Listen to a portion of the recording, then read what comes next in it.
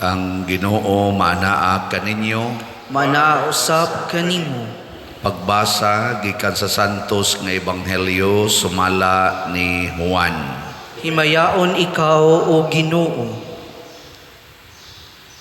Si Jesus miingon kang Nicodemo, kay gihigugma pag-ayo sa Dios ang kalibutan ug tungod niini gihatag niya ang iyang bugtong anak aron ang tanan nga motuo kaniya dili mamatay kundili makabaton hinuon sa kinabuhing dayon. Kay wala ipadala sa Dios ang iyang anak nganhi sa kalibutan aron pagsilot kundili aron pagluwas niini.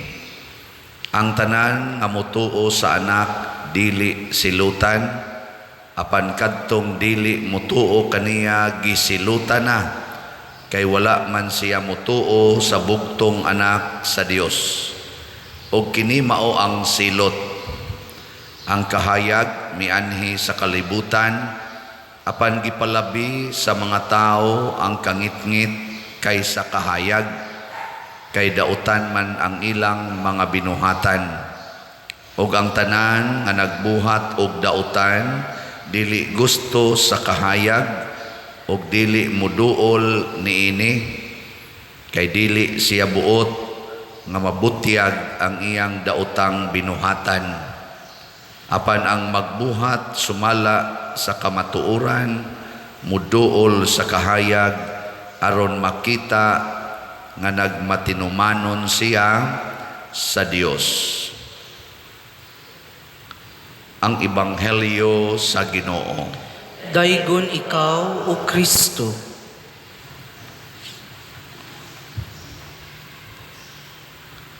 Giklaro gyud ni Jesus nga ang Ginoo di ay nahigugma gyud sa kalibutan. Mutuo mo pagkamingaw. Giklaro lagi ni Jesus, mao man yung paborito kay nato nga verse sa gospel. Usan is mga paborito, John 3:16. Kay gihigugma, for God so loved the world that He gave us His only Son. Mutuo mo ana? Maayo. Nakaron, ang tao nga nahigugma, unsay iyang buhaton sa iyang gihigugma, silutan o panggaon? Sige, lingi ay mong tupad. Yung naimo kong panggaon. Sige na. Ang uban ba, gihilasan kayo mulingi, no? Timan iha, ang gugma di ay, dili din na sa specific person. Kalibutan ko'y gihisgutan. Wa man higugmaas Ginoo, ingon wa higugmas Ginoo sa Padersiano, wa higugmaas si kinsa diha kaning magsigig rosaryo nato dinhi makaadlawon ana. Ang iyak kalibutan pasabot the whole world, apil na ang mga tao ug ang dili mga tao. Mao na nga kun kita sad maghigugmaay sad ta, higugma gyud ang tibuok sang kalibutan. Lisod kaayog na higugma kas imong kuko, imo paganing sumpayan, pero ang imong kilay imong kiskison. Sa to pa nahigugma kas imong kuko, ang imong kilay imong gidumtan. Ang saman, sakto? Gusto nimong i-preserve ang imong ilong, imong yung patason ang imong ilong. Unya ang imong palupyan tube imong giputol. Wa nimo higugmaa ang tibuok nimong lawas di ay. No? Mao na ang nindot gyud di ay tibuok. Nakaron musilot ba ang nahigugma? Dili. Muna nga gisundan sa ni Jesus pagsulti, kay wala gipadala sa amahan ang anak ug wa sa kumuanhi aron pagsilot sa kalibutan kundili aron pagluwas niini. Salvation dili silot ang ihatag sa Ginoo dinhi sa kalibutan. Muna hunongon ta na ginang istorya nga sus gisilutan na gyud ko sa Ginoo sa akong pagkamakasasala. Daghan kayong mo text na ko ana, Father, gisilutan na gyud ko sa Ginoo. Bayad na ni sa akong mga kadautan, nasuko na gyud ang Ginoo nako, mao ning midangat nako ning mga kadaot sa akong kinabuhi. Wa ka silutis Ginoo eh. Sige, lingay mong tupad. Dasiga na, ina, dili deta silutan sa Ginoo. Sige, ina. Di ta silutan. Ingka unya padir, nganong purti mang daghanang pag-antos, nganong purti mang daghanang problema, nganong purti mang daghanang kasakit sa kalibutan, wa deta silutis Ginoo ani sa atong pagkadautan. Gani mo ingon pamanggani kapadir, kanang mga linog, kanang mga sana kamatay, kining gubat, kining mga tsunami, kining mga COVID-19, resulta na ni sa atong pagkamakasasala. Di na silot. Ya karong ra ba kuno, lipay kita nga mo init, di manday kuno ni muuwan og mga 3 ka tuig. Zaman di na silot. Nawa na, tutok na muna ako. Silot na pa dire.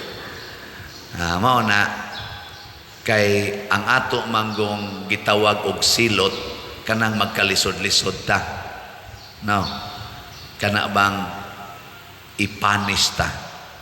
Tanawa ragod sa unang pagbasa, ang mga apostoles nga nagtinarong og tudlo dito sa templo, unsa may nahitabo? Gidakop o gibalhog sa bilangguan. Human ni atong anghel gipagawa sila, nanudlo na sad sila sa templo, gidakop na sad. Hangtod gyud og ato ning i-fast forward, hangtod gyud nga gipatay gid sila. Nya silot ba to nila? Silot dili. O mo na kanang tanang na priso, wa na silote, gipriso lang. Mo na siya. Ikaw asawa, wa ka silote, gitamparos lang sa bana. Ikaw bana nga nangabit, niya karon na paralyzed na, wa ka silote, na paralyzed lang. Nasa ni sulti, gigabaan. Kamu no mga buangon jud kay mustanan. Wa sad na kanang gaba wa na. Ayaw mo pagkunahunaan ng gaba. Ngana kay ang gaba related magyapon na sa silot. Why gaba? Kanan ka, sus ikaw supak-supak kasi imong ginikanan, gabaan gyud ka. Ayaw man na. Gitawag man nagkarma. Wala na. Di na tinuod. Nakaron dinhis kalibutan, giklaro sad ni Hesus ang tinuod nga silot. Kinsa may mosilot sa kalibutan? Kinsa man? Ang atong binuhatan. Ningon si Hesus diri sa atong ebanghelyo, ang tanan nga motuo sa anak dili silutan. Ang tanan nga motuo sa anak dili silutan. Apan kadtong dili mutuo kaniya gisilutan na. Ana mo na siya. Di kita mutuos Ginoo gisilutan ta. Kinsa may nisilot nato ang atong wa pagtuos Ginoo. Ang Ginoo ba mo nisilot? Dili, ang atong wa pagtuo. Nya giunsa niya pag-explain? Kay wala man siya mutuo sa bugtong anak sa Dios o kini mao ang silot. Ang kahayag mianhi sa kalibutan, siya may kahayag. Apan gipalabi sa mga tao ang kangit-ngit kaysa kahayag. Mao na siya. Padalgo na nang hayag kay ning atong palibot, namay ni daig din karon kay padong naman ta magpista. Isa hayaga simbahan pa diri, pista na jud kayog espiritu. Okay, naghirikada gud ta karon. Karon last day ron sa atong hirikada, hirikanhong motorkada. Nya akong gihangyo nga ang tanang mga kapilya muda sa ila mga santos moroy atong grand hirikada or hirikanhong motorkada karong gabi. katapusan ikapitoro na tong adlaw niya ugma opening salvo na sa atong nobinaryo. First day sa nobina, alas 5:30 sa hapon ang main nobina niya. Ang atong misa ugma alas 6 ug alas 12:15 ato laning tawgon og minor novena masses. Na karon hayag na kaayong simbahan. Unya bisag naay daghang mga suga, mupili kita nga atong pagnon ang tanang suga. Nindot tanawon dili. Pagnon mo nindot? Wa na. Nya naay gipamutang natong banderitas ato yung pamutlon. Ansaman, mo nindot pa dili. Oh, kinsa may nakaingon ana, kita nga nagdesisyon. Pasabot ang musilot nato ang atong dili pagtuo, dili pagsunod, dili pagpaminaw sa pulong sa Ginoo. Pariharagon na anang inahan, ingnon niya iyang anak, ayaw pagduwa anang kutsilyo ha, kay masamad ka. Wag yun mo toong anak, sige yung duwa, taod-tauran, nga abna, dool nas mama, agas ng dugo sa tudlo, giingnan tikang, nakaapan lang sa mama, moingon man, giingnan tikang ay pagduwa, punaan hinog kusi, punaan og hapak. Ingnon sa mama, ayaw pagdagandagan niya sa tugkaran kay madagma ka. Na, supak yun, dagan yung mayo, dagma dayon, daiglingi ang bata, ini ka umod sa bata, daiglingi is mama, yung mama mao na, wangon ka, ingnan tikang ayaw dia pagduwa. Ang pagsupak na to, kana bang ingnon, Father, ayaw yung hikap ana ha, kay mo resulta ra ba na, yung pare, lami man, kausalang, sus, masakpan bitaw, nga kay 13 years old man, na, molesting minor, na, gikasuhan na, pagkaso, na, sige, nagpanghupaw ang pare, ay, Ginoo, saan man gitaktak na sa iyang pagserbisyo, dili na makamisa, na pertinanggo ula, nga naman, hikap man. Diabte kausa na inihagad na ko ba, kauyon rabasag ko, siya nga, kausa lang god pader, nako, bitaw sa no, nako, kana, nindot na, kausa lang, kupsyaro, suwayan tagini, sus, ga-imagine ako, pastag, bisag hapit na ko mo sa isinta karon maka pamabdos pamangitingali ko ako nang gi-imagine daan nya man say problema kay single mo sa siya nako pastag mamabdos no nya tiksan ko ikasunod mga buwan padirwa na ko tunghain halala na unsa na ni unsa kay akong batio no ano ba maka-imagine mo niya magmisa ko diri magsige na ko gingon unsa kay resulta ron to gapasik up ra ba to nagpa-pregnancy test ra ba to ron unsa kay resulta niya magsige ko diri misa ba unsa ka no akong bation niingon ko niya ayaw lang gyud kay ang kausaw niya mahimo niyang lifetime wala na ko gidayon basig sunod simana na lang. Kana bang maminaw tas Ginoo ba? Di kita masilutan. Manalitan mo yung Ginoo, higugmaay mong kaaway. Nya naagi gisigig pangaway nimo, naagi gisig daot nimo. Unsa man? Mangaway ka dili. Imagine ang sugo sa Ginoo. Nagsugo bang Ginoo nga mangaway ko? Nya mo ka supakod ko ni maning patagbo ning panuway nako gasalig na lang gini siya mauna lang gini iyang batasan gatuog siya daog jud ko niya bi mo ding suklan sukol nimo pinusilay mo nya wa mo mga matay kay natapsingan ra kay di masamo kamaw kay mo pusil nga admit sa ospital dako kay gasto nga paralyzed na mo ana amungon pa ninyo din simbahan, magsulisit pa mo, padadaan pa ninyo ang mga bill sa ospital. Perti ng daghanang nagantos, niya maghilak na ka. Di ba? Hoy, ito ba? Niya, di naman ito gasugod. Wa man ka mo tuo nga higugmaay mong kaaway. makigpatay man gyud ka, mao nang nag-antos na ka. Tanawa ang gibuhat karon sa Russia ug sa Ukraine. Wa maghigugmaay, gagubat sila. Murag gisilutan ang tibuok kalibutan. Purting daghanang kasakit nga tong giatubang karon. Nyag mo gawas po ni mo mahitabo po ning gubat na sad kuno sa China o sa Taiwan o madayo na duol na lang sa ato.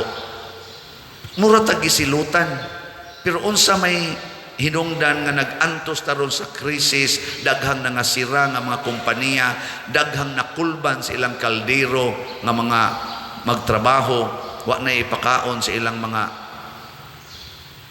anak. Inflation pay imo porting taasa nga naman tungod ra gid anang ilang pagsupak sa pangulo sa Russia, pangulo sa Ukraine, supak anang pulong sa Ginoo, paghigugmaay kamo, pagpinasayloay kamo, paghinatagay kamo. Karon ingon ang Ginoo nga ang imong naong paputiya, ningon ang Ginoo na. Ningon wa tanawa nang paputis naong, di ba hadlok na kay na sa sigas adlaw. Magsige na lagi yung kainit. Di na sila ma-enjoy sa heat of the sun. Naturally ba? Nga naman, ila namang giguba ang ilang naong. Amura sila gisilutan. No? Labi na jug ma-infected na, kay dali na kayong maigo sa mga abog, dali kay muriak. Kay nangakuha naman ang katong natural nga kanang mga defense ba? Kanang sa tawagan ng immunity sa atong lawas against sa exposure sa environment. Naaman ni immunity atong lawas certain degree nga makasukol siya. Imo namang gitangtang awa na ma-infected na, ini ka-infected, adto na sa kas dermatologist, pagkamahala rabagbayad aning ni ang mga tambal spanit. Mahal kay na. Nya di man ka-afford, nya na sugod na magkalata ang imong mga naong dire, adto na sad kas pare, suwat na sad ka, ningon sang pare na, sige kog awhag ngayon nagkulori ang naong, tuan na sad. Infected na sad. Maapil ra bang pare? Kada lang na ang sogos Ginoo, ayaw mo pakighilawas. Kana mga batanon bang nag-uyab-uyab, wa man gidili ang panag-uyab. Ingon ako, pader gidili bang pag-uyab nako wa. Pero siguro ang pagpanguyab nimo, Diyos nun ang imong pagpanguyab.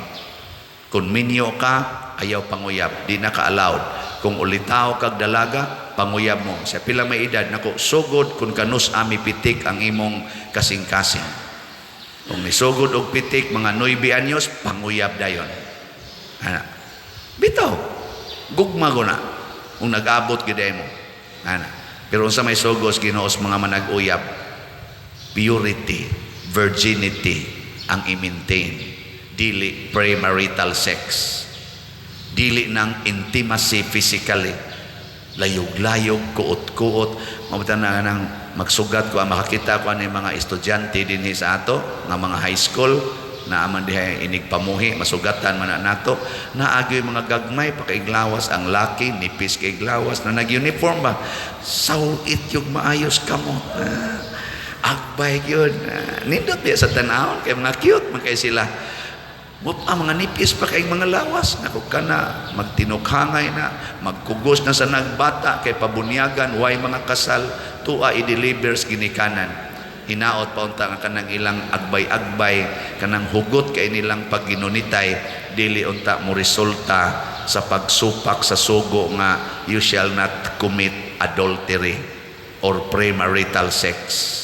Kay kung hunungon lang ginas mga batanon ang premarital sex, purting nindutas ilang kaugmaon, way mga kalisod nga bation kaayo ang ginikanan. Pero supakon, murag yung gisilutan sila o ang ilang mga ginikanan nga nag-atiman nila. Additional budget, kauwaw, kahugno sa paglaom, daghan king silot. Muna, kung ingnon sad mos Ginoo, pamalit mog slots, ay gyug supaka. Supak na ni kagisilutan gyud ka.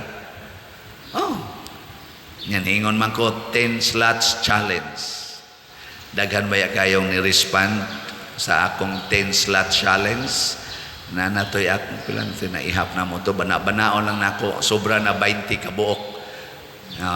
Tag 6,000 ba? 6,000 kay 10 slots sa SBF DAG 5,000 nya 10 slots sa GPHJ kaning atong para pista tag 100 man ni 1,000 6,000 lingaw kay ko magtan-aw sa anang 6,000 nya nasa imo hatag 10,000 kung unsa man ni asa man ni nga challenge sobra man ni siya ug ari nako sa kuan ari nako ibutang sa GPHJ sobra sad 10,000 man ari sad sa to SBF DAG sobra sad kay 5,000 raman ingon din sila mo take sad ba nga ako ala na pa der napo lang na ka duha katag napo sa SBF DAG ako lang niya ng punan before mo end ang nobina nindot ano ato na sa siya sa GPHJ record na yun ano man mo malipay wagin mo mo kuan wagin mo mo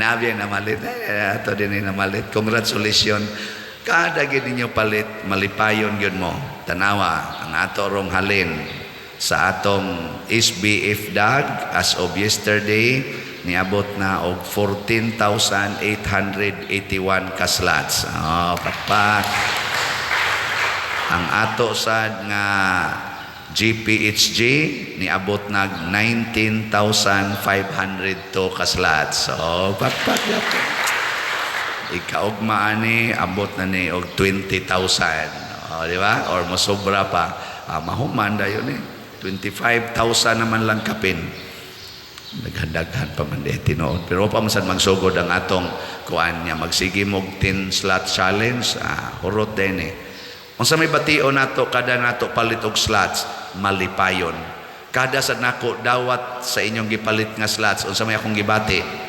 malipayon pagtan-aw sa Ginoo nga nagtinampuhay ta dinhi para sa pista ni San Vicente Ferrer ug para niining kalambuan sa simbahan ni San Vicente Ferrer unsa man say bation sa Ginoo ug sa mga anghel o mga santos malipayon nya kung kanira bang Ginoo kun mo'y malipay iyang ihatag nato ang iyang kalipay mao na times 100-fold ang atong kalipay ang grasya sa natong gihatag ma-multiply sa nag 100-fold.